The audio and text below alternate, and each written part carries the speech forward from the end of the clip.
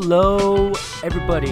Welcome back to Rambling RunOff. I am your host, Robert Rios, here to give you the sports news I think you need to hear. Yes. We got a lot to unpack today, and to help me to do that is, of course, my co-host, Mr. Senor Danny Tan. Danny, say what's up to the people. What up, y'all? How's it going? How's it rolling? Rainy day in Southern California. A chilly rainy day, to be exact, which is going to be one of our topics for today, sports related, of course. And yeah, we're going to be going over some NBA news. The FIFA World Cup locations have finally been announced, and in the warm-up, as I just said, kinda, yeah, but we'll get more into that down the line. In the warm-up, we're going to be doing sports in the rain. I don't know, whatever memories or anything that comes to mind in relation to those two, because it's been raining a lot here in our area, our neck of the woods. And then, of course, in the rundown, we got a bunch of stuff to talk about, so please stick towards the end of that. But Danny, what you been up to? How you been surviving this torrential rainfall that we've been having in our area? I've been doing much. I wanted to go play golf Saturday morning. It was supposed to rain, but I told myself if it's dry when I wake up and I walk outside, I'm gonna go. But I had too much to do that day. Friend's birthday, shout out Q. You know who he is. Yeah, he's listening, whatever. I had some stuff to do. I couldn't get myself to get out to the course. So I was like, man, I can't be out there for like 2.5 hours. And what if I get caught in the rain? And it ended up not raining until like 3 o'clock that day. And I was like, damn it, I definitely could have gone, but oh well. I mean, it was good. Haven't been up to much because of the rain. Just been working and hitting the gym, even with the rain. But what about you, Rob? I mean, nothing much as well. I mean, prior to like maybe last week, I did some yard work because I knew it was gonna rain. We have an orange tree, so all the oranges are falling right now still. Oh, doing the cleanup, huh? I mean, yeah, we're gonna have to clean up a bit. I mean, like I said, we have a bunch of oranges, but so if y'all want oranges, I'll give you a bag for $2. Oh, okay. Is that a fair deal? Hit him up. Help your boy out. Help fund the podcast. Hit Robert up on Rambling RunOff. Get you a bag of oranges. Hit me up on Instagram. Yeah. They're nice and juicy, and they're big too. Take that as you will. You still talking about oranges or what? Sure. If we had like a horn, it'd be one of those times. But sexual harassment. Hey, whoa. Oh, whoa, I didn't say it. Hey, yo, coming in hot. That was Danny Tan on the mic. Ooh. It was a soundboard. You stole my voice? AI? Oh, my goodness. Anyways, I'm ready to jump in the first topic if you are, Rob. I mean, yeah. If you're ready, I'm ready. All right, let's go.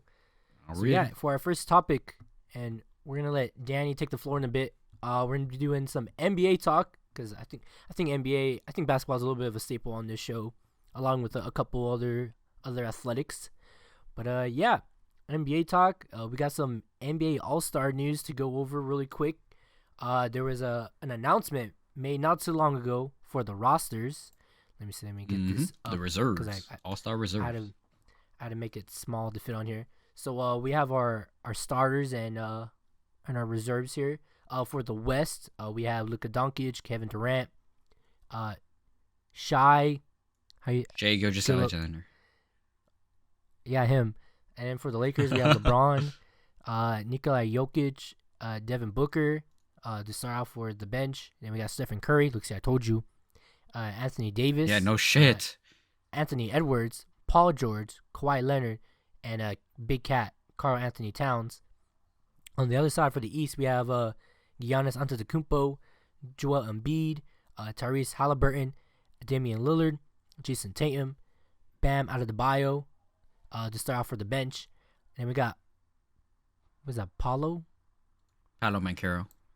Banchero, Scotty Barnes, Jaylen Brown, Jalen Brunson, Tyrese Maxey, Donovan Mitchell, Julius Randle, and Trae Young. And also, with this news, there was a couple scratches. Toronto Raptors forward Scotty Barnes and Atlanta Hawks guard Trae Young have been named by the NBA Commissioner Adam Silver as injury replacements on the Eastern Conference team for the 2024 NBA All-Star Game. Sir. The two players will replace Philadelphia 76ers center Joel Embiid and New York Knicks forward Julius Randle. And I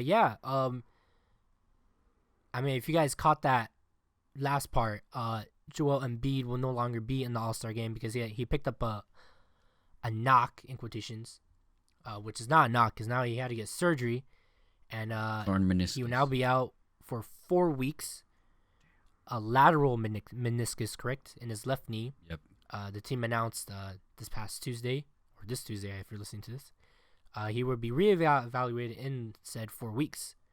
After announcing on Sunday that Embiid would undergo surgery, the team didn't want to say when he would come back because it was just up in the air, and they were kind of being taboo with it. And yeah, I mean, and he picked up this injury on a Monday loss to Dallas where they lost 118-102. Just to let y'all know, the 76ers are 4-11 without Embiid this season. But Danny, very quickly, how will this hurt his chances in the MVP race? Oh, this knocks him out for sure. He was already, I think, 6 or 8 games away from being knocked out of eligibility for all awards, including MVP. But with the indefinite timeline, this just knocks him out for sure. He's done, cooked, dusted. There's no chance for him to get MVP. It'll be a miracle for him to get back into April with a few games remaining. If the 76ers are able to withstand the storm of losing the best scorer in the league so far and secure a playoff spot, they'll have to survive, I think, at least the beginning of the first round, if not the entire first round, for him to return this season, which would be pretty crazy. I'm not sure how they're going to do it, but it's got to be done. Okay. I think that's what has to happen. But if they do not, then I mean the season's over. They can just roll it into next season, and I think they have some cap space that they can pick up some players at the end of the season. But for sure, Embiid is knocked out of contention for MVP. That'll knock him out of all NBA voting and stuff.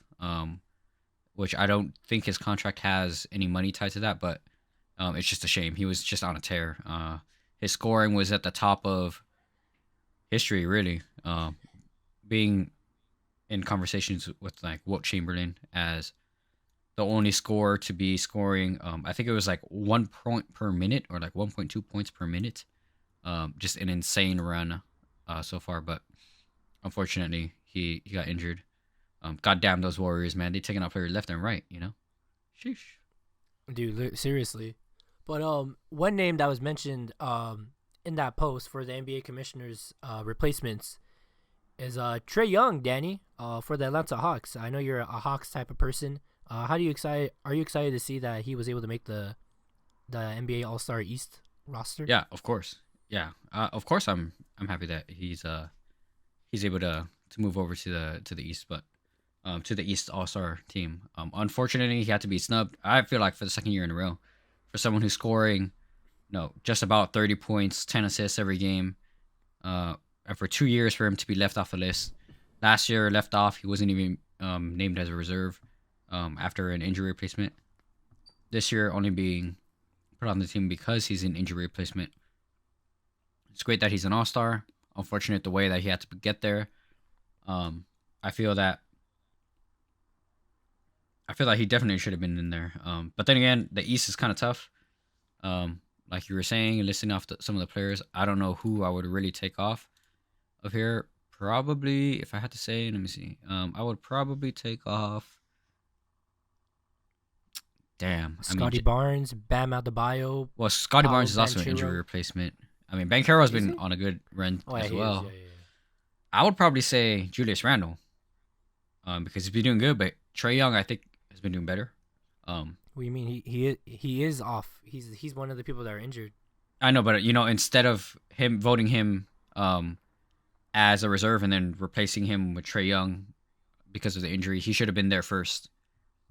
Oh, okay. You know what I'm saying?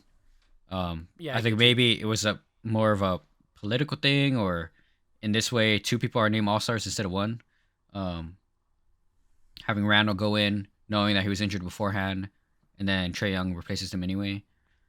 I mean, I think that's good for everybody. It's as if I know a lot of people around the league have been talking about adding more All-Star spots, like instead of having 12 slots, having 15.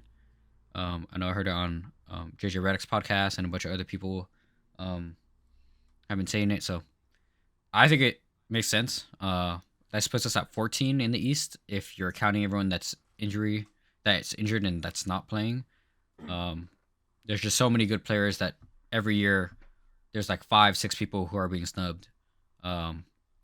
When I feel like if there's a list of 15, you get 2 people and they're interchangeable-ish. And then I don't think there's as many hurt feelings about it. But what do you think about the list and the reserve roster this year, Rob? I mean, honestly, I feel like the West team is pretty stacked. I mean, you got a lot of big names on there. Mm-hmm. Devin Booker, Jokic, Doncic. I mean, I think I would say your weakest player on here is Kevin Durant, and which is an insane thing to say. I mean, but it's just because he's having a little bit of a lackluster season. But that's it because you're comparing Kevin Durant to prime Kevin Durant. Yeah, he's still a great player. Mm-hmm. And I think he is like 7th. I mean, even like Stephen Curry isn't really blowing up the score sheet this year, and he's still like a threat. I would even say, I mean, you have a lot of guys. You have what? Two Wolves, 2 Clippers, 2 Lakers, 2 Suns.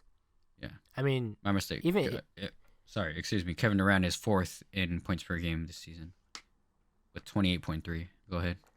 Yeah, so it's like that's what I'm saying. Like, this is a stacked roster right here. Yeah. When I look at the East, I'm not too familiar with Scotty Barnes or Banchero. Scotty Barnes is doing okay with in Toronto. Or Banchero. I mean, Banchero has been on a tear. He was a rookie last year. In the second year, he's been taking a little bit of a leap. I think he still needs to work on his 3-point shot, a little bit of his shot selection. I think if he works on his passing a little bit more, he will become a LeBron James-esque type of player. As a big guy who's pass first. Yeah,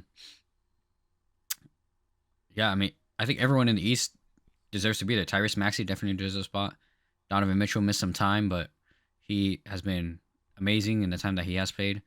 Obviously, Giannis, Dame, Joel Embiid, of course. Tyrese Halliburton leading Jason Tatum. Bam Adebayo, I think because he's on a losing team a little bit, there's a little bit of a question on him, but he's been doing great individually. Jaylen Brown, number 1 team in the league is Boston, so I think they rewarded them. Jalen Brunson has been on an amazing tear. He's been one of the best players in the East for sure. I think the controversy is a little bit more. Hurt? Sorry, I didn't mean to cut you off. Is Jimmy Butler hurt? He's been hurt in and out, but I mean, okay. In the regular season, did he just disappear? Jimmy Butler is not the same. You know, playoff Jimmy is playoff Jimmy only when the time comes, right? And that's what kind of hurts the Heat a little bit. He doesn't turn it on until the postseason. But what if you miss the postseason, right? Last year, I think if they had a higher seed, they might have been able to take it all. But because they were so far down, they had to play those extra games. You know, it might not have worn on Jimmy Butler as much, but everyone else is a little more tired, and they're not ready for when Jimmy is ready. And so the offense suffers, the defense suffers a little bit because they're just a little more exhausted. So if they're able to secure a higher playoff spot and not have to play from the bottom of the play-in up, well, yeah, I mean they did kick down. They did get kicked down to the bottom of the play-in, but yeah, playoff Jimmy is just. I mean, that's another topic entirely, I think. But did you notice any players missing from the West that might have been snubbed, Rob? Any of the top 5 teams in the West that don't have any players up in there? How about the Sacramento Kings? I heard the Sacramento Kings got some good guys, but Yeah, Couple of he good got guys, snubbed. but no players on there. I mean, it's a small Incredible. market. I mean, who's gonna come see the Smaller. Kings?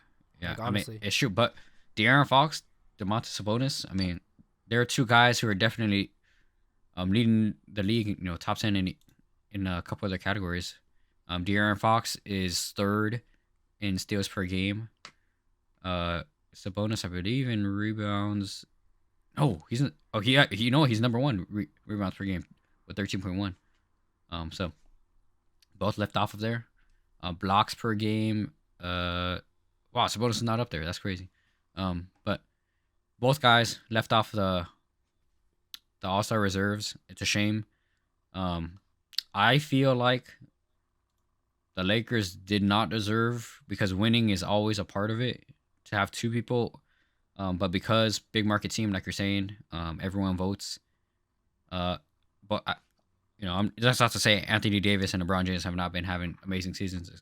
I think people taking into account that LeBron is LeBron at his age, which is amazing.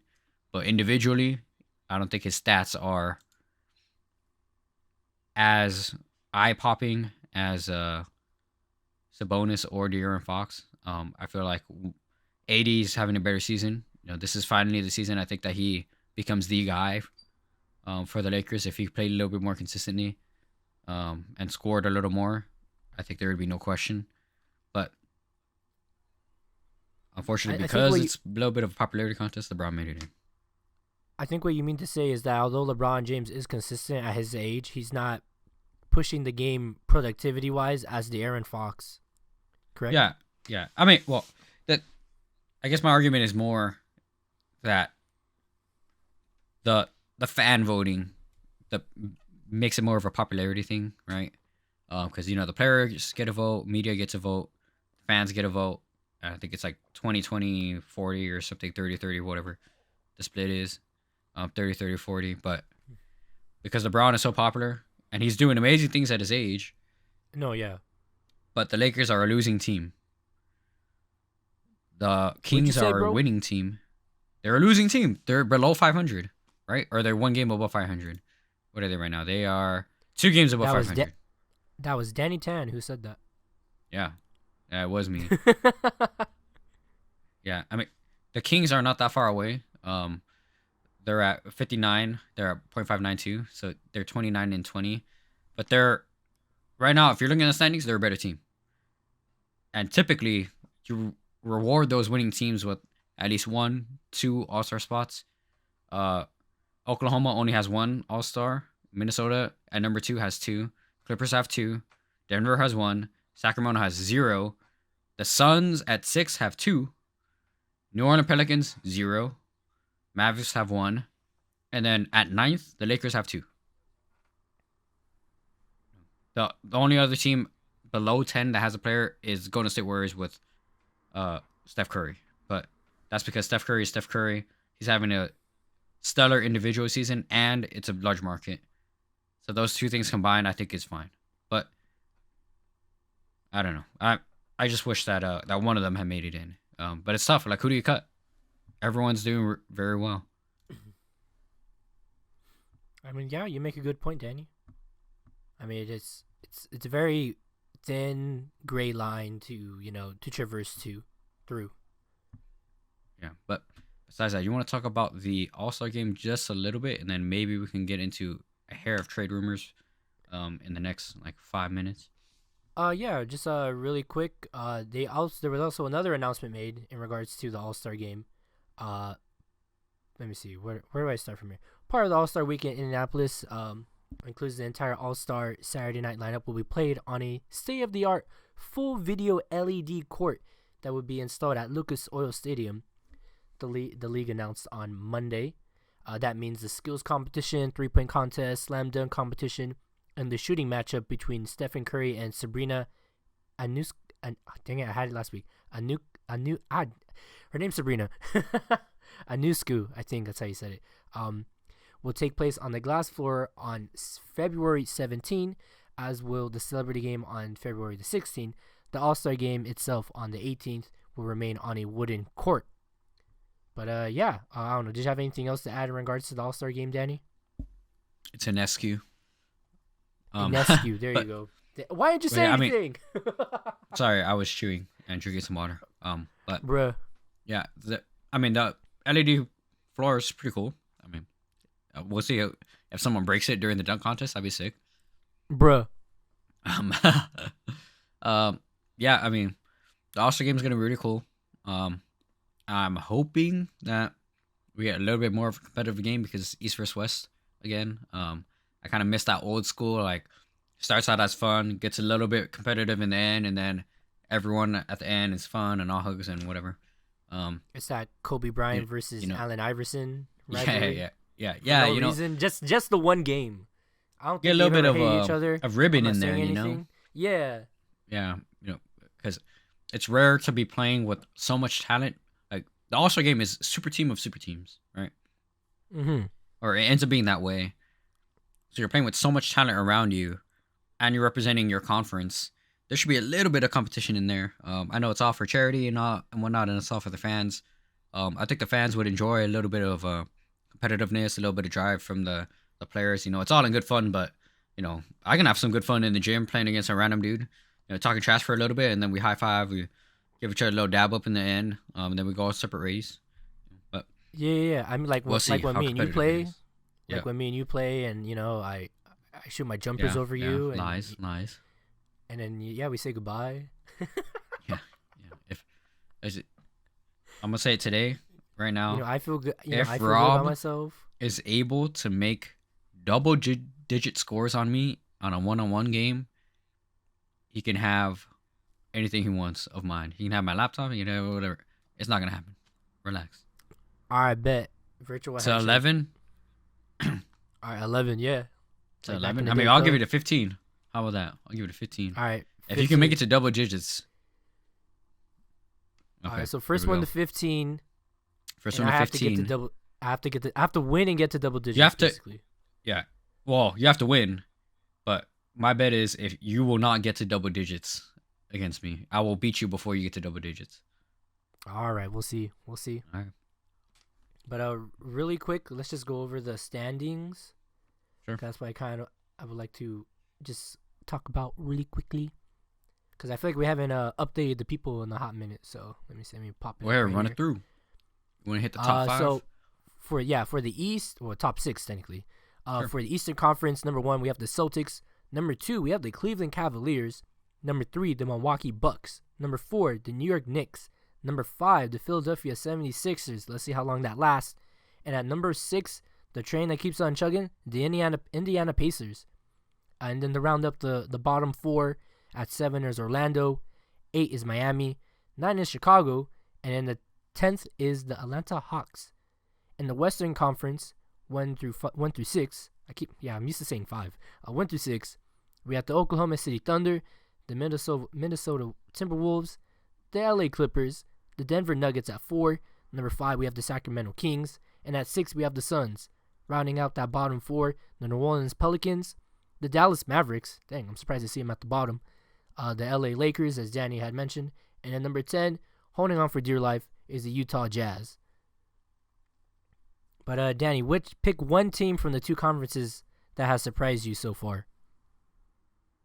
I think, still, in the East, I'm still kind of surprised that the Cleveland Cavaliers are that far up. I mean, they're hot with Evan Mobley and Darius Garland coming back. They had some injuries early on. They have been so surprising. I think we talked about it a couple weeks ago or something. I thought they would fall to 6, maybe even go into the play-in. But they have been super hot. The Bucks picked up Doc Rivers and they're losing now. Womp womp, Doc Rivers effect. But they were already losing. The Cavs have been super surprising. And in the West, same. Go ahead. I was gonna say same. I'm surprised about the Cavs as well. But yeah, who in the West has surprised you? I'm surprised the Phoenix Suns have been holding on. Their big 3 have been playing a couple games here and there together. I think they're finally starting to click, but they've still had some injuries with even their bench guys. And outside of that, I'm surprised that the New Orleans Pelicans are not higher. I think they are better than the Suns. I think they have more talent than the Suns. I think they just might be cursed by a little bit too much talent and not a lot of focus. I know they just had a big win with Brandon Ingram scoring 40, but I think if they had a more concentrated central cast of characters with a clear defined role for each one, the ball is shared a little bit more. Role players are expected to be role players. I think it kind of benefit them. They just got too many chefs in the kitchen right now. But we'll see how it shakes out. Just to jump in to it, the trade deadline 2 days away. We are recording this on February 6th. By next week's recording and podcast, we'll see if any big moves have been made. The rumblings are that there's not going to be a huge move, nothing crazy, not like last season. I think we were a little spoiled last season with into this season with James Harden moving again. But we will see. I think DeJounte Murray, DeMar DeRozan, and Zach LaVine are still some of the biggest names. I think Alex Caruso has been popped up recently. And another injury, unfortunately, Zach LaVine is undergoing season-ending surgery. Unfortunately, that drops his trade value. It kind of leaves the Bulls in a weird spot. As a Lakers fan, I want DeRozan and Caruso to come to LA. As a Hawks fan, I want DeJounte Murray to go somewhere good and for us to get a good player back. I saw a proposed trade where the Nets give Dinwiddie to Atlanta. I would love Dinwiddie, and I think D'Lo gets swapped in between from LA to go to the Nets, and the Hawks pick up a first-round pick in the middle. I think that'd be great. But I think that's all I got for trades, Rob. You got anything else to add for the last talk of NBA? I just wanted to add, OKC has surprised me because I mean they've been bad for like the past couple of years. So I know we've discussed it in length before. Yeah, it's surprised to see them at the top, and then I would have expected Dallas to be at least 4th. I wouldn't have expected them to be in 8th. And then, in regards to the trades, I think if you're a team in like the bottom 4, or not the bottom 4, the last 4, I guess, from 7 to 10, you need to be making moves. So if you're New Orleans, the Mavericks as well, the Lakers, if you're Utah, and then for the East, if you're Orlando, Miami, Chicago, Atlanta, as you mentioned, you need to make those moves now because after the All-Star break, what are you going to do? You're just going to be like holding on for dear life in that spot. But I think it'd be best if you made some moves, get some people to get you at least over the line into 6th and 5th, and then from there, hold on for dear life in the playoffs. And then there you play as much basketball as you can. Yeah, especially for those teams stuck around 500, which are those 7 to 10 teams. You need to make a move that moves the needle, or hedge your bets, take this season as a scratch season, and then see where the next season takes you. But I don't think many teams are in a good spot to do that. No, we'll just have to wait and see once the trade deadline comes and goes. Yes, sir. But I believe that is all we have for NBA talk for today. Correct, Danny? Yep. Alrighty then. We're going to be moving on from the hardwood to the soccer pitch, in which the FIFA World Cup 2026 stadium locations have finally been made official. The opening match of the tournament, hosted by the United States, Mexico, and Canada, will be held in Mexico City, with Mexico playing a yet-to-be-determined opponent in its group and the remainder of its matches on home soil. This will mark the 3rd time Mexico has hosted World Cup matches after serving as the host country in 1970 and 1986. Fun fact, the 1970 World Cup was the first time the World Cup was broadcasted in full color, Danny. Did you know that? No, I did not know that. That's very interesting. Yeah, so somewhat of a big deal at that time. And some other guy, I don't know, Maradona guy, was playing around that one of those World Cups as well. I don't know. He's not that important. But, he was a big deal at the time. And, they're going to be playing at Estadio Azteca, which is also famous for Maradona's 2 famous goals, the hand of God and the most, how would you say, the best goal of all time. So long story short, the hand of God, He scored the ball. He scored the goal with his hand, basically. He was running towards the goalie because the ball skipped up into the air, and he pretended to hit it with his head, but he put his hand in front of the ball, and it went in. But there was no instant replay at that time, so it went in. And after that, he legit juked like 8 people, and then scored by himself. Damn. So he got the ball from half field and dribbled around like 8 people, Danny. That's crazy. So Mexico has a lot of soccer history in regards to the World Cup. And in other news, in regards to the 2026 World Cup, the final was also announced and will be held at MetLife Stadium in East Rutherford, New Jersey on July 19th. The soccer governing body, FIFA, announced on Sunday. And the third buddy of this World Cup, Canada, will host its first ever men's World Cup match on June 12th when it starts group play in Toronto, followed by a pair of games in Vancouver. In regards to Canada's World Cup connection, they finally made the World Cup last year, or returned to the World Cup on last year's edition of the World Cup. And then they have more connections to the World Cup, as in 2015, the FIFA Women's World Cup tournament was hosted by Canada for the first time and by a North American country for the third time. Matches were played in 6 cities across Canada in 5 different time zones. The quarterfinals for this World Cup in 2026 will be at Gillette Stadium in Foxborough, Massachusetts on July 9th, at SoFi Stadium in Inglewood, California the following day, and at Arrowhead Stadium in Kansas City, Missouri, and Hard Rock Stadium in Miami Gardens, Florida on July 11th. The third place game will be at Hard Rock, on July 18th. The semifinals will be played on July 14th at AT&T Stadium in Arlington, Texas, and the following day at Mercedes-Benz Stadium in Atlanta. So a lot of you might be talking about, why are you guys talking about stadium locations? Well, they've been the hot topic of this FIFA World Cup for about a while now. And for some reason, people were saying that AT&T Stadium was going to get the final, or it was going to be SoFi. But there was a lot of things that were riding up in the air for those 2 locations. One being that SoFi and I believe also AT&T Stadiums does not have a regulated size field for the World Cup, which meant that SoFi was going to have to do some sort of reconstruction. But it was also rumored that their bid was lost because they weren't going to be able to do it.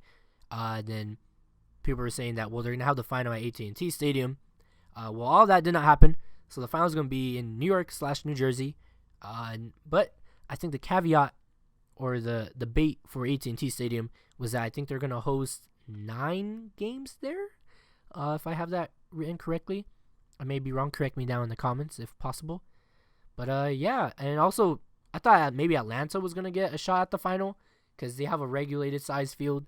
But I think their stadium only holds about 70,000. I think the final, they would prefer at least 80, maybe 90, if possible. 70 is not even close to what I think would show for a final. No, yeah. Because even SoFi is like pretty small, and I think they definitely did not want to host it there because it was too small of a stadium. Because I think SoFi, their limit is like 70 on the dot. So yeah, that's crazy. That's the reason why I feel like that's the reason why they didn't have it there. But yeah, let me see what other information I got for you here. FIFA did not announce the kickoff times yet, but just to let you guys know, to get a better idea, the 1994 championship started at 12:30 p.m. Pacific time, or 3:30 p.m. Eastern, and 9:30 p.m. in Central Europe. But the start has been moved on recent years as Asia's television market has become a hot commodity for the football market. Like, for example, the 2022 final in Qatar started at 5 p.m. local time, 10 a.m. Eastern, 4 p.m. in Central Europe, and 10 p.m. in Beijing, China. So, yeah, FIFA kind of rolling the dice here, going to an open stadium at MetLife.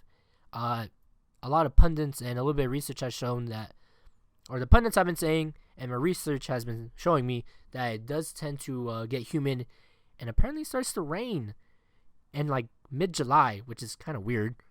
I mean, I'm in California. Season or something. Yeah, like there's a little bit of rain that comes by, so I was a little bit shocked to kind of hear about that. But yeah, you see how the world has changed since 1994 when the U.S. last hosted it. Yeah, 12:30 p.m. our time, Danny, at the Rose Bowl. Which, by the way, that game was not, how would you say? It was not a stellar game, but the ending had an ultimate climax. Because you had a Roberto Baggio, who was like a notorious Italian striker, blasting a potential game-tying or game-winning goal for the Italians in penalties. And they referred to him standing at the penalty mark after he missed that last shot as the man that died standing. Dude, that's rough. Because as he's standing there, just staring at the ground, staring at where the ball landed in the crowd, you just see the Brazilian team, with Pele and everybody running around, jumping and hollering, and people were saying this was Brazil's return to excellence. But it was a pretty important time period, considering soccer or football wasn't big in the U.S. yet, which it's still growing now. But now we're gonna see what the crowds are this year. There was super duper big crowds at that time in '94, but now with the use of the internet, social media, and the growth of the sport in the United States, I'm pretty sure we're gonna have should be a good time, Danny. Yeah. What do you think? It should be super fun. Yeah, I'm excited to see the cup come to the U.S., all of North America. I am not excited for the traffic jams and all that other stuff, including same. The Summer Olympics and stuff. I've seen in the news they've been ramping up logistics to get people movers and kind of like those shuttles at amusement parks or at beaches and stuff, or at events by stadiums to move people in and around so it doesn't become just a clusterfuck of traffic. Yeah. From the airport, it's gonna be crazy. Oh no, yeah, right. Dude. I'm pretty sure everyone's gonna be flying into LAX or what's the airport sure. in Irvine, San Diego, or San Diego? Oh yeah, John Wayne. What's the one? Santa Ana. Yeah, John Wayne. Even Ontario is an international airport as well. It's gonna be insane coming in. Bro, there's gonna be so many people. They're gonna have to come to the Monte Airport. They just might. A private plane might be able to land there. No, yeah. We're gonna have to wait and see who rolls up. But but I'm excited to see all the football. We should go to a football game. That'd be so cool. Oh yeah, I've been to one international match. Yeah. But it was a friendly. It was the U.S. in Colombia, which maybe some of you may remember. I was doing a couple of videos there. But if we were to go, we'd have to start saving money for tickets now. Yeah. Because I'm pretty sure the cheapest ticket you'll get maybe $1,200, maybe $1,500. Oh my god, dude! And that's just a maybe. Because look at how much Super Bowl tickets are. They're hella expensive. That's true. And that's just for nosebleed. Yeah, that's very true. I don't even care. I'll sit in nosebleed, bro. It's a once in a lifetime opportunity. I'll say, especially if Vietnam's playing, even though, not they have Vietnam a chance. Are my people, but they still got a shot. We'll see. No, yeah, because the women's Vietnam. Oh yeah, they're pretty good. I know it takes. I know we talked about it before. Yeah, women's Vietnam team is sick, but that's a different thing. But maybe we do that. The women's Vietnam team. Oh, whatever. I'm excited. No, yeah. They might have a chance. Some more information about this World Cup as well. The 2026 tournament will feature 48 teams for the first time in its history after FIFA expanded the field from 32 it had used since 1998. Only 24 teams competed in the 1994 World Cup when the U.S. last hosted it for the Men's World Cup. Let me see what else I got. And in 1994, the United States played two of its group stage matches at the Rose Bowl in Pasadena, California, and the other at the Silverdome in Detroit. The Rose Bowl also hosted the final that year, as I mentioned, with Brazil toppling Italy in a penalty shootout. And again in 1999 for the Women's World Cup when the United States beat China in penalties as well. In regards to the U.S., the United States men's national team begins its 2026 World Cup in Los Angeles, playing its first group stage at SoFi Stadium on June 12th. The Americans will also play their group stage matches, they'll play all their group stage matches on the West Coast, with the next two games in Seattle, and then they will come back once again to Los Angeles. So we have a chance to go see the U.S. men's national team, Danny. I think it'd be a good time. I think it'd be awesome. We gotta try to make it out there. No, yeah, I mean, we got 2 years, so time to start saving your pennies, everybody. I know my homie Jeremy Gonzalez, who's been on the podcast back in the day, he's already told me on multiple occasions he's going to be saving whatever he can right now just to go see a World Cup game so he could say he went to the World Cup. Yeah. Because, I mean, he's not wrong. Yeah. I mean, and it really is once in a lifetime. No, yeah, it is. Like, let me see. I was born. I was born in '97. I missed it by 3 years. And another 20, 30 years we're gonna host it. So might as well do it now as we're a little bit young on the younger side. Yeah. We're gonna be 50 going to SoFi Stadium if it's still around. Yeah. That would still be sick. No, yeah. Hopefully we're retired by then, retired early. That'd be sick. I mean, hey, you never know. But as Master Uguay says, the history is now. The history of today is a gift. That's why they call it the present. Shut your ass up. I know, I said it a little bit wrong. Present is a present. Kiss my ass. That's yay. I love our pool, but I've never been in it. I just wish we had a jacuzzi. Can you believe that? We don't have a jacuzzi? God, what the hell was that from? That's another Ye quote. Oh, that's another Ye. No. Oh, I didn't know that. Anyways, yeah, I'm hoping for a good showing for the U.S. men's national team in this World Cup. I mean, they have a lot riding on this tournament. They have a lot, like, they're basically carrying the world. The weight of the world is going to be upon us, Danny. Like, this is the biggest thing. The whole shebang-a-bang is going to be all in our own backyard. Yeah. Ain't that insane, bro? It is going to be crazy. Because, like how you're saying, the Olympics are until 2028. So let's see what the FIFA U.S. committee has in store for all that, because traffic's going to be insane. Hotels are going to be booked up. Yep. I'm pretty, like how you said, the airports are going to be stuffed, packed to the full. And yeah, I mean, let's just see how the world takes or how they appreciate our growth and involvement in soccer and world football. Because like I said, I think it's evolved enough that, you know, we could present the game well. I did see a video. It's like when the Europeans roll up to MetLife Stadium in the final, and it's I'm forgetting his name. Is it John Belushi? Who's the short guy from Home Alone? The one of the robbers. You know what I'm talking about? Oh, God damn it! I'm forgetting his. I'm forgetting Joe his Pesci. name. Joe Pesci. I forgot what movie it is, but it's where he's like looking around. And he's like, he goes like, "What the hell is this shit?" So people are like already clapping on MetLife Stadium. Okay, it's not in New York, it's in New Jersey, but I mean, it is what it is. I mean, it's a big stadium. I think it should be sufficient for the World Cup final. I think people just thought like, oh, it's gonna be in Dallas or LA just because of, you know, Texas is a pretty hot spot for soccer. LA is a big hot spot for soccer. And I wouldn't say New York isn't a hot spot for soccer, but I wouldn't say it's like the first place that comes to mind for football. Hell no. So, but it's New York. I mean, the world knows of New York, so it has to be. It's gotta be big, you know. Yeah, you just think of the bigger cities in the U.S. that, you know, have the capacity to hold all those people. Mm-hmm. And then also, I'd like to talk about this as well. So I was watching this announcement being made live. So they had I'm forgetting his name. They had the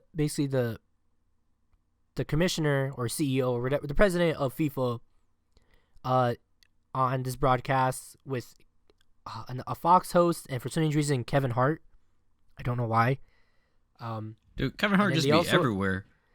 Yeah, it was kind of weird. And then they also had Drake talk with the FIFA president, just to talk about Toronto, because that's where Toronto's going to be. That's where Canada's going to be playing their first game, as I mentioned before. And then they also had Kim Kardashian on this broadcast to announce that yeah, it was kind of weird. I mean, her son, like really likes soccer, so he was wearing like a Real Madrid jersey. Like she took him to go see when Messi came to play in that first leagues. Yeah, she took him to go see Messi play in that first Leagues Cup game. Apparently, he's like obsessed with the sport. That's cool. So I mean, good for him. They were trying to promote. They're trying to promote her as America's soccer mom. Oh, the fuck. I'm like, it's so bad that even FIFA's like Instagram account had to block the comments on the post that involved her. Dude, I can only imagine. Yeah, who knows what people were saying, but yeah, I'm just like, bro, you guys could have got like literally any person. Yeah. Any person that has. I mean, I get it. That's her connection to the sport, but I feel like there could have been better representation, even with Kevin Hart. Like Drake, all right, he could kind of get away with it. He's been rocking with Liverpool for a while, and he's from Toronto, and Toronto FC for like a hot minute was like on top of MLS. But yeah. I don't know what the hell Kevin Hart was doing there. I don't know what Kim Kardashian was doing there. I'm like, what? Like, this ain't football. This is just some... I think he's just trying to pull people, yeah, around, get eyes to the sport. Yeah, trying to get some casuals, but you don't need casuals. It's world renowned. You don't need the big celebrities. Yeah, you want people to go there and cheer. You don't want people to go there and be like, what is this? Take the selfies and leave, Yeah, exactly. Like, I don't know. I mean, I'm not part of the committee. I don't know whose idea is, but it is what it is. But I mean, I'm looking forward to it. I mean, from just the sports standpoint, I think it should be a good time. But yeah. But yes. I don't know. And I'm just excited for this. I mean, I'm pumped just thinking about it, dude. Because like I said, it's in our backyard. It's not that far. We don't gotta go nowhere. I'm trying to find up on the spot what other locations. Cause I know it's, I said Atlanta, Seattle, Lumen Field, I believe is where they're gonna play. Well, it has to be because that's like the biggest stadium. But yeah, dang, didn't you go to Seattle one time, or am I tripping? No, I went to Portland. Ah, there you go. I mean, Portland has a good team too. They have the Portland Timbers. Never heard of them. I know, bruh.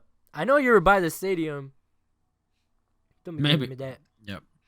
I'm sure I saw it from the plane too. Let me see. Do they have it here on this article that I just randomly pulled up? Nope, they do not. It's a video. I don't want a video. Dang it. Oh, they're also in Mexico. They're also going to be playing at... Oh, dang it. At Chivas Guadalajara Stadium, and they're also going to be playing at, I think, Monterrey Stadium as well. Wow. And then, like I said, it's going to be for Canada, it's Toronto and Vancouver. I'm surprised they're not playing a game in Montreal, because I know the French-Canadian market is, like, really into soccer, which I did appreciate in that broadcast. So they had Spanish, English, and they had French. Ooh. That'll really bring in the audience. Yeah, I know, right? That's why I'm like, okay, now this is what y'all should have been doing. Yeah. Not fucking having celebrities trying to sell it. You don't have to sell soccer. But I guess they're just trying to get a new audience. Like, the games itself should, like, be the selling point. Oh, yeah, Estadio Guadalajara. Oh, I guess they changed it. Yeah, Estadio Guadalajara for Chivas Guadalajara. And then Estadio Monterrey. Yeah, for the U.S., it's going to be Atlanta Stadium.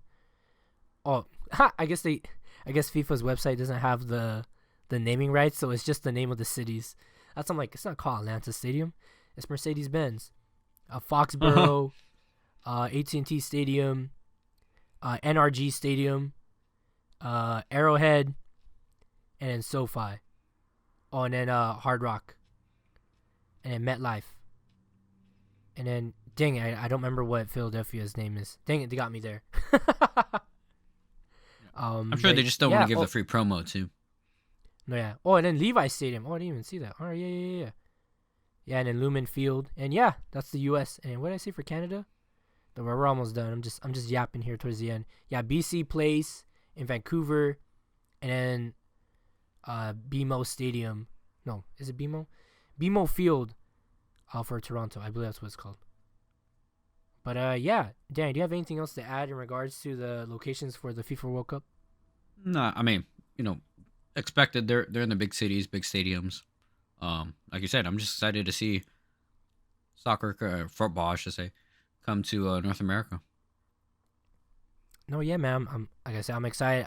I guess I gotta start saving my pennies now, Yeah, rainy day. Put the rainy day fun away. bruh. Exactly.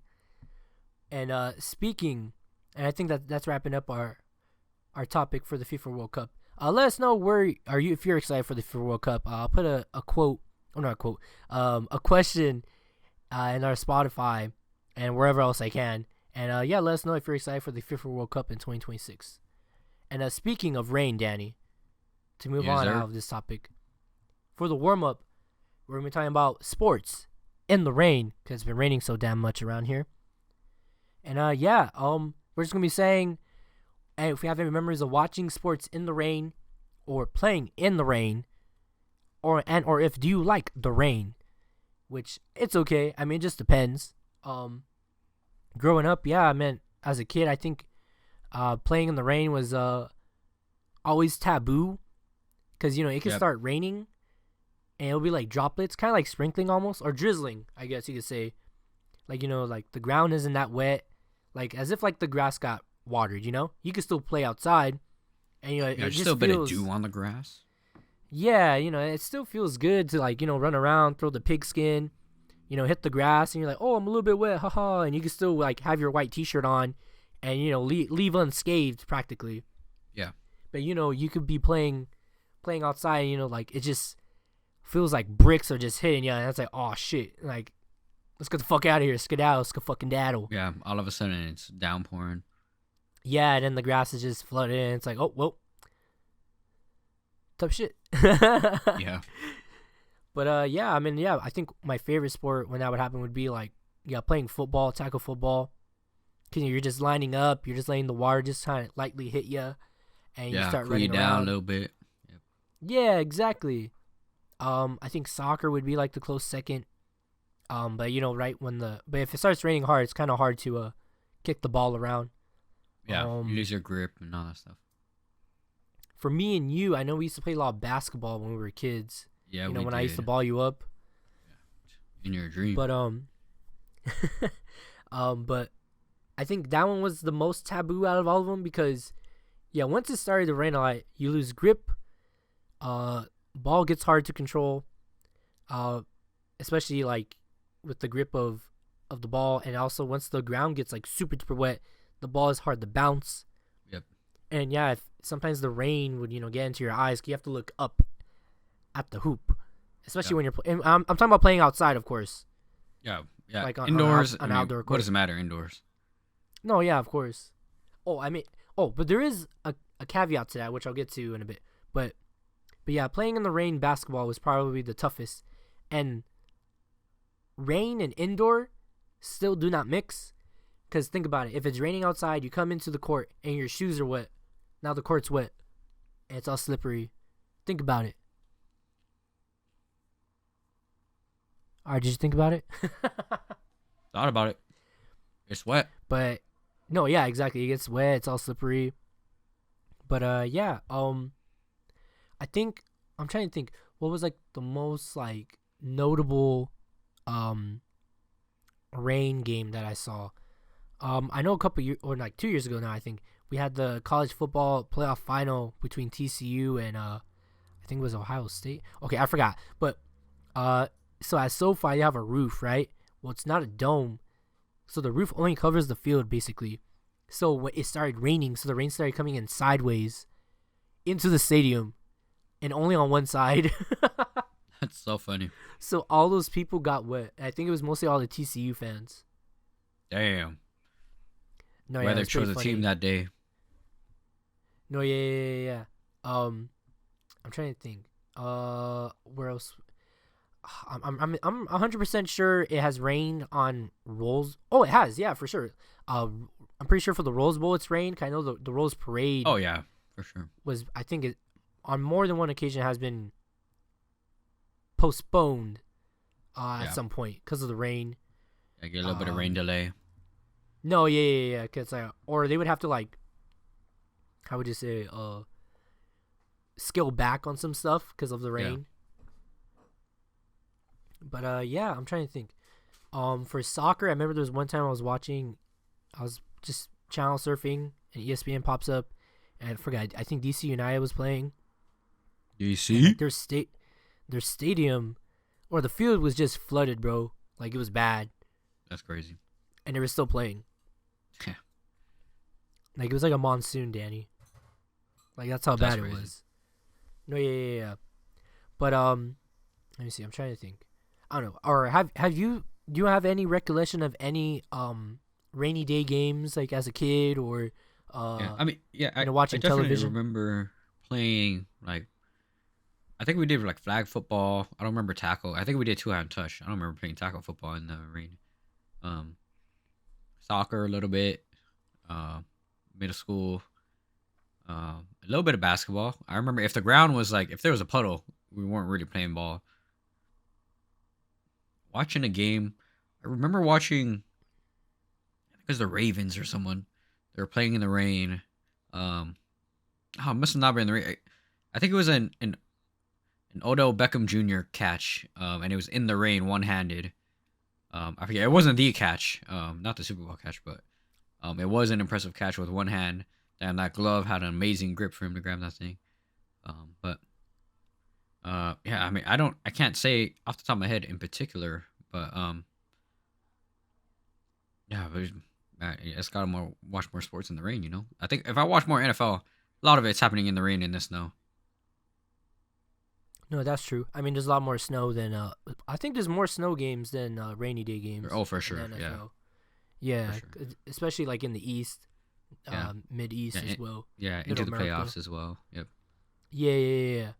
'Cause it's already like fall time, it's winter time, so that's when like the weather kind of starts to go a little sour. Yeah. Um, I think there was one. I remember there was a USC game I was watching. They were playing Notre Dame, and they fake punted it, and the USC punter ran in for a touchdown. I believe he ran, but he ran like 20 yards. So, or to get the first down, they were like pretty far, and they fake punted it. He just ran, and they didn't have anything to stop him. And I think that the Notre Dame players started sliding around because it was raining so much. That's so funny. Damn. Let The me see. rain. That's another like thing of nature picking a side. Like the guy running as fast as he can with the ball, stay up, but everyone is trying to catch him, fall over. No, yeah, I Nature's think picking because a like side, man. when you're running with the ball, you're trying to keep your equilibrium. But like when you're trying to tackle a guy, you have to throw yourself, and that like throws, and your whole body is just already off. Yeah. So you lose control. You're moving as fast as possible to catch up, but yeah, like you said, you're in cruise control. All you're trying to do is to get to your target at a good speed, and then you speed up if someone's closer to behind you. Yeah, exactly. But you don't have anything. Okay, besides the Odell, you didn't watch like baseball or I don't watch much volleyball. baseball, volleyball. I mean, I think I remember there was a volleyball tournament here in Huntington Beach where it rained a little bit, but I mean, like not that much. Like you could see that the sand was wet, but it wasn't crazy. Nothing Mm-hmm. stands out. But I mean, the rain is cool. I really like the rain. The smell of rain right before it rains is probably the best smell ever. Yeah, you'll catch it if you can see the sky is about to rain in the forecast. If you're fortunate enough to be outside in a cleanish area with not a lot of smog, you'll be able to smell the instant before it rains because you can smell literally the water about to come down and it's like pushing looser water molecules down. It smells so good. But yeah, I mean, I like the rain. Nothing too crazy if it's flooding and stuff. Not a huge fan of that. I'm kind of liking that here in SoCal we're getting a little bit more rain in the winters. This year's fire season wasn't incredibly crazy because of last year's rain in the winter. The spring was really nice too because of the rain. There was a lot of brush that came out, and we got a little bit of extra rain, so all that brush didn't dry out and force a bigger fire season. So it's been kind of nice. Oh no, yeah, I feel you on that. It's very, very sombering. Yeah. I think that's why I said like playing like football as a kid was like really fun in the rain, cause like it was kind of like the calm before the storm before each play. Like that shit has you make you. I mean, as a kid, that shit makes you having you think you're in like a NFL films documentary. I see what you're saying. That's so funny. You're playing defense and you're just out in the rain, just ready to get the next pick six. Yeah. I would like to say a funny story. There was one time in middle school, I brought my basketball to school because I was told that the weatherman said that it was gonna stop raining by 12. So I brought my basketball while it was raining, thinking like, oh, by 12 o'clock for lunchtime, it should be, somewhat dry. It was not dry, so I left home with a soggy basketball that day. I was so sad. I don't remember still playing ball. Everyone was like, well, we didn't play, but I brought my ball. I had to carry it with me everywhere. Yeah. But yeah, I was pretty bummed because, I was carrying it around. It was still raining, so my ball got wet. And everyone was like, why'd you bring your ball? I was like, they said it was going to stop raining. Idiot. And by the time it stopped raining, we had already got out of school. Idiot. All right, whatever, bro. And then, speaking of baseball, I know it might have been a couple years, very recently, I know there was a player, a pitcher was having a hissy fit because you don't usually play baseball in the rain because, it's all dirt in the middle, so it gets muddy. Yeah. And also, when you throw a baseball, it gets very slick. So the pitcher was having a hissy fit because the umpires didn't want to call the game, even though they were already halfway and it was like a close game. Yeah. You probably should have just finish it out. Pause the game. Such babies. You're a bunch of millionaires up on the mound. No, I mean, he had a case. It's just I didn't like the way he took it. No, so the problem was, Danny, he was pitching, but he was losing grip. So when he was throwing the ball. Yeah, I see that. The ball but you got a bag of chalk and shit, just relax. Well, the chalk is wet now. Yeah, you got a towel out there. You just ask for new chalk. I don't think that was gonna help because I know what he meant. I know what he meant. That he could have probably hit the guy, which he's not trying to do. Yeah. But also my problem was that he started when I say hissy fit, it's because he grabbed the ball and slammed it into the ground and he wanted to fight the umpire because it was pissing. No, it was bad. Really, it was raining that bad. Oh, no, it was bad. I didn't Yeah. know that. Yeah. No, that's why he was complaining. He was like, dude, I can't. I'm not gonna throw the ball and throw shit. Lose your grip. Possibly exactly. Hit the batter. Hit the batter or the catcher or somebody. Yeah, or the ump. You can hit the ump. No, yeah, but it just bothered me. He just throwing the ball on the ground I don't want to do this shit. Bro, relax. All you had to do was walk up to the umpire and be like, hey, you know what? I don't feel comfortable doing this. Yeah. But it is what it is. I forgot who it was too. But yeah, I just remember watching it was a John Boy video. He was talking about it. But yeah, Dan, do you have anything else to add in regards to sports in the rain? Like the rain. I haven't seen many sports in the rain that are very memorable, but yeah, to be fair, I'm sure I'm NBA, gonna. That's inside. That's true. All inside. Yeah, I'm sure I'm gonna walk. I'm gonna go out and play golf. One of these days and I'm gonna chance it. Like I said, if it's dry, I want to try to go out, and then I'm gonna get caught in the rain, so it's probably gonna happen. So I'll probably have a story maybe by the end of the year or something, getting caught in the rain a little bit. But yeah. I like the rain. I see you. I bet. Are you ready for the rundown, sir? Yes, sir. Give it to me. Alrighty. First up on the rundown, we have some NHL All-Star news that just took place this past weekend. On Friday, we had the All-Star Skills Challenge. The Edmonton Oilers star, Connor McDavid, won the $1 million NHL All-Star Skills Competition Friday night. An event he helped the league design, so the creator won his own event. A little bit of a cheat code there. I saw a little bit of it. I thought it was interesting. According to the comments on the internet, it was way better than last year. So yeah, good on the NHL for getting that done. And then the next day, we had the NHL All-Star Game, where the Toronto Maple Leafs won the 2024 All-Star Game. Team Matthews won 7-4 over Team McDavid in the final at Scotiabank Arena on Saturday. Matthews, the captain, had 2 goals and an assist to win the most valuable player. Marner scored, and Riley and Nylander each had an assist. And also, the NHL commissioner at the All-Star Game also announced a little bit of a bombshell news. NHL players will return to the next Winter Olympics. The NHL denied players to play in the Winter Olympics this past games due to the league feeling they felt they deserve compensation for them having to stop league play and also sacrifice their players to play in the tournament or in the Winter Olympics, and possibly have them get injured. And also the commissioner also announced the league is to host a 4-nation face-off tournament in 2025, which will feature teams from Canada, Sweden, Finland, and the U.S. So a lot of news coming out from the NHL.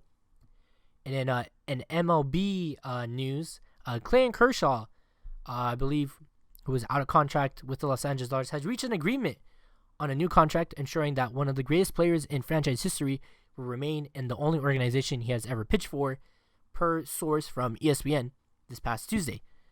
Also, just really quick, Las Vegas mayor publicly said that the Athletics should be looking for a new stadium in the Bay Area and should be pitching to the Oakland community because it don't make any sense. That's crazy. Backtracking, huh? After they use all the money to build that goddamn stadium. Well, remember, it's the mayor that's saying this. It wasn't the council that. Yeah. Well, I don't know. I'm not into. I don't know anything about Las Vegas. The mayor's a part of it because they use the city funds to build the stadium. Yeah. Well, I mean, the A's are trying to do that, so I think now whoever this mayor is, I'm not too familiar. I can tell you their name, but things could change in the next couple of years where they might not even move to Las Vegas. So, but yeah, they're saying that it does not make any sense for them to come over here. Yeah. And that was your MLB news there. And some more soccer news. As of this recording, the CONCACAF Champions Cup has begun. The tournament started this week. So the tournament will go from February 6th to Thursday, February 29th for the first round. So it will be featuring 22 participating top flight clubs from the region, including 8 from Major League Soccer and 5 teams from the Mexican League. Fox Sports will broadcast the matches on FS1 and FS2. The 2024 CONCACAF Champions Cup winner will join Club Leon, Seattle Sounders, and CF Monterrey as the region's 4 representatives in the FIFA Club World Cup in 2025.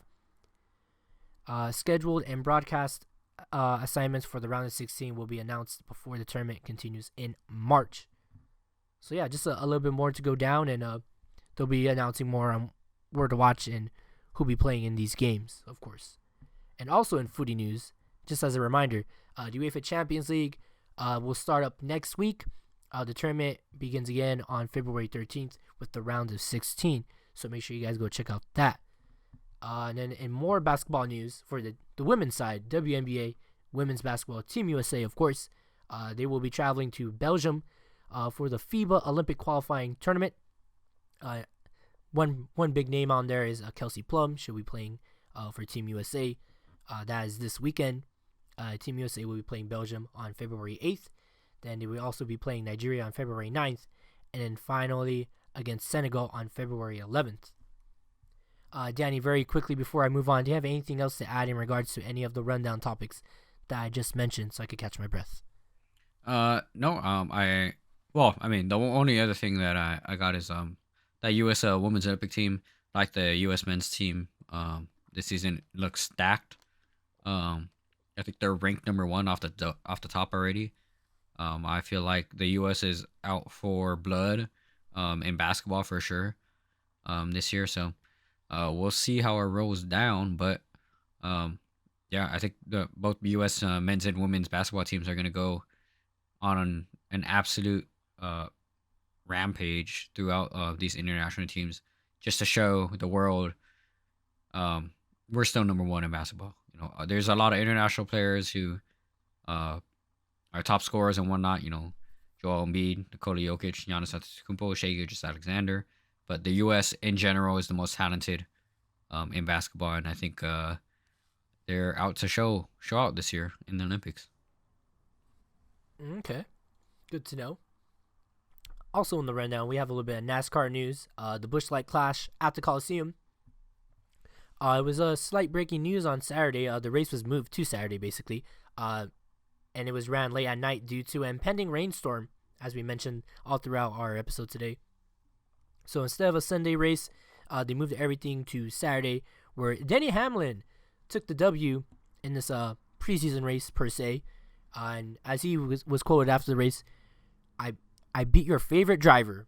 So congrats to Denny Hamlin on that win. And then the next big race for NASCAR to start off the season will be the Daytona 500 at Daytona International Speedway in Florida.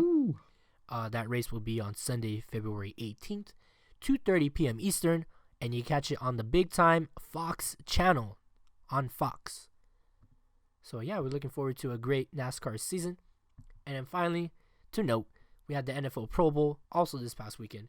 The NFC edged out the AFC in a defensive stand. The AFC's efforts at a game-winning drive ended unsuccessfully when the NFC defense made a stop at the 3-yard line. The NFC wins the Pro Bowl games with an overall score of 64-59. Quick name shout-outs. We had C.J. Stroud leading all quarterbacks with 173 yards, 18 of 22 passing, The rookie fit in nicely among his star teammates. Seattle Seahawks' Geno Smith led the NFC in passing with 154 yards, 15 of 21 passing. On the receiving end, we had the Dallas Cowboys' very own C.D. Lamb having 3 touchdown catches, and Detroit Lions receiver Amon-Ra St. Brown had 10 catches for 117 yards, a touchdown for the NFC. And Dan, do you have anything else to add in regards to what I just said? In particular this time, unfortunately, no. I saw a little bit of the Pro Bowl. It looked pretty fun. I also saw Peyton Manning battle Super Hot Fire. Did you see that? Sorry, it was Eli Manning. Eli Manning, right? It was Eli. Yeah, I know what you're talking about. He goes something. I'm the man. He goes. Tom Brady's the GOAT. And I think that's nice. Psych! I beat him twice. Yeah. Yeah, dude, that clip is hilarious. And he's like, hold me back. That's so funny. Yeah, with the glasses too. Yeah, the glasses on. So funny. Yeah. But I think that about wraps it up for today, sir. Can we wrap it up? Sir. We're gonna wrap it up now. Alright then. Thank you for listening to Rambling Runoff. If you're listening on YouTube, please hit that subscribe button. Please hit the like button. If you're on Spotify, give us 5 stars, please. We really appreciate it. And we're also on Spotify for podcasters, Amazon Music, Apple Music, and Google Podcasts, as long as it's still around. So hit us up there, or listen to us there as well. And if you want to hear more from us on the socials, we're on Instagram at Rambling Runoff, X, aka Twitter, at Rambling Runoff, and sometimes on TikTok at Rambling Runoff. But yeah, thank you for listening once again. I've been your host, Robert Rios, for my co-host, Senor Danny Tan. We will see you guys next time. Peace out. Peace. Woo!